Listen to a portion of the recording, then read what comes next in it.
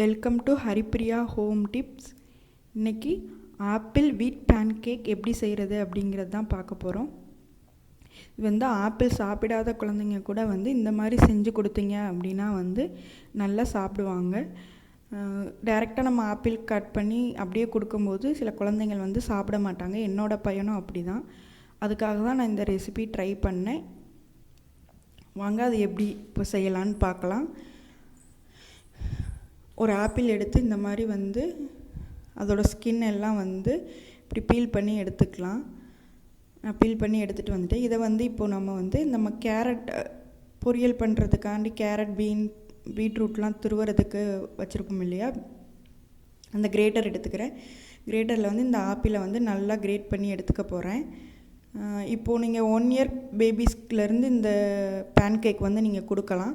Suppose 1 year பேபிக்கு கொடுக்குறீங்க அப்படின்னா வந்து நீங்கள் மிக்சியில் கூட ஒரு ஓட்டி எடுத்துக்கலாம்.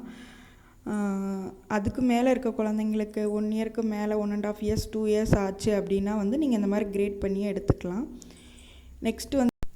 நெக்ஸ்ட்டு இந்த பேன்கேக்கில் என்னென்ன யூஸ் பண்ண போகிறோம் அப்படின்னா பார்த்திங்கன்னா, கோதுமை மாவு, வீட் ஃப்ளார் எடுத்துக்கிறேன்.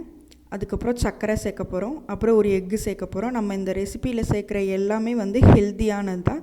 நீங்கள் சுகர் வேணால் அவாய்ட் பண்ணிக்கலாம். சப்போஸ் ஆப்பிளில் இருக்க இனிப்பே போதும் அப்படின்னு நினச்சிங்கன்னா அந்த சுகர் வந்து அவாய்ட் பண்ணிக்கலாம். இல்லை நாட்டு சர்க்கரை அந்த மாதிரி ஆட் பண்ணாலும் ஆட் பண்ணிக்கலாம். இப்போ நான் அந்த கிரேட் பண்ண ஆப்பிளை வந்து ஒரு பவுல் எடுத்து அந்த பவுலில் வந்து சேர்த்துட்டு ஒரு எக்கை வந்து அதில் உடச்சி ஊற்றி நல்லா மிக்ஸ் பண்ணிக்க போகிறேன்.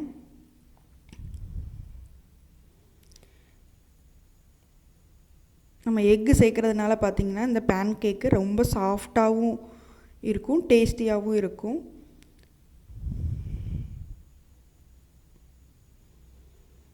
எக்கு சேர்த்துட்டு இந்த மாதிரி நல்லா மிக்ஸ் பண்ணி விட்டுக்கோங்க. நெக்ஸ்ட்டு வந்து வீட் ஃப்ளவர் சேர்க்க போகிறேன். வீட் ஃப்ளவர் வந்து நம்மளோட இஷ்டம்தான். நம்ம அந்த பேன்கேக் ஊற்றுறதுக்கான கன்சிஸ்டன்சி வரந்தட்டிக்கு நம்ம வீட் ஃப்ளவரை வந்து கொஞ்சம் கொஞ்சமாக சேர்த்துக்கலாம். சப்போஸ் வீட் ஃப்ளவர் சேர்த்தோடனே மாவு வந்து திக்காகும். ஸோ அப்போ வந்து நீங்கள் லைட்டாக வாட்டர் ஆட் பண்ணிக்கலாம். வாட்டர் ஆட் பண்ணி கொஞ்சம் இட்லி மாவு பதத்துக்கு வந்து நீங்கள் கொண்டு வரணும். ரொம்ப தோசை மாவு மாதிரி கொண்டு வந்து தண்ணியாக கரைச்சிட்டிங்க அப்படின்னா வந்து நம்ம பேன்கேக் வந்து எடுக்க முடியாது. ஸோ கொஞ்சம் இட்லி மாவு பதத்துக்கு ஓரளவுக்கு திக்காகவே வந்து எடுத்துக்கலாம். இப்படி கொஞ்சம் கொஞ்சமாக வந்து வீட் ஃப்ளவரை போட்டு நல்லா ஆட் பண்ணிக்கோங்க. இப்போ பார்த்தீங்க அப்படின்னா வந்து எனக்கு கொஞ்சம் திக்காக இருக்க மாதிரி இருக்குது. ஸோ நான் வந்து கொஞ்சம் வாட்டர் ஆட் பண்ண போகிறேன்.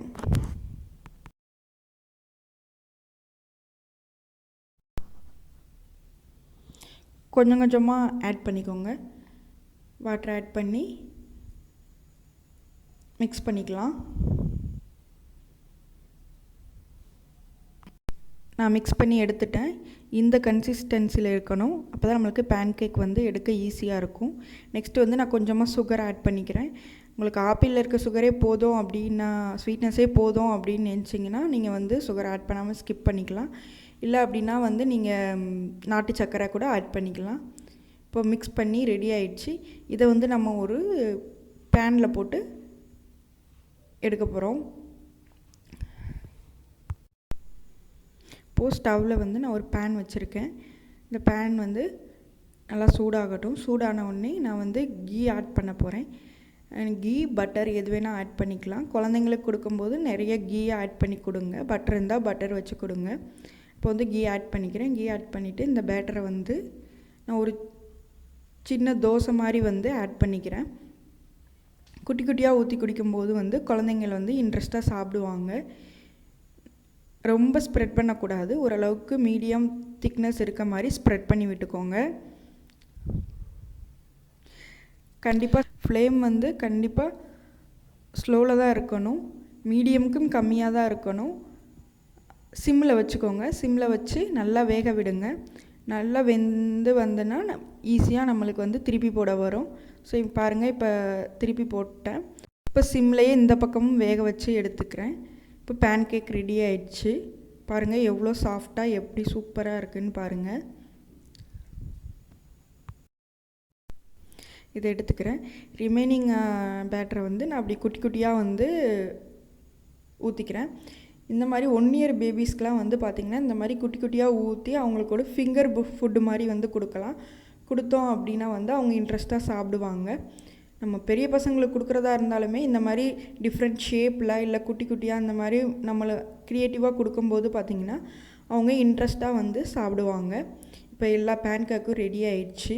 இப்போ நெக்ஸ்ட்டு வந்து இதில் வந்து நான் ஹனி ஆட் பண்ண போகிறேன். ஹனி ஆட் இதோட டேஸ்ட் வேறு லெவலில் இருக்கும், ரொம்ப சூப்பராக இருக்கும். நீங்கள் ஹனி ஆட் பண்ணி சாப்பிட்டு பாருங்கள், கண்டிப்பாக சூப்பராக இருக்கும். இந்த மாதிரி லைட்டாக ஹனி ஆட் பண்ணிக்கோங்க. ஆட் பண்ணிவிட்டு உங்கள் பேபிஸ்க்கு கொடுங்க.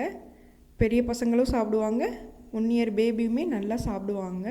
கண்டிப்பாக இந்த ரெசிபி உங்கள் வீட்டில் ட்ரை பண்ணி பாருங்கள். ட்ரை பண்ணி பார்த்துட்டு எப்படி இருந்துச்சுன்னு கண்டிப்பாக சொல்லுங்கள். தேங்க்ஸ் ஃபார் வாட்சிங்.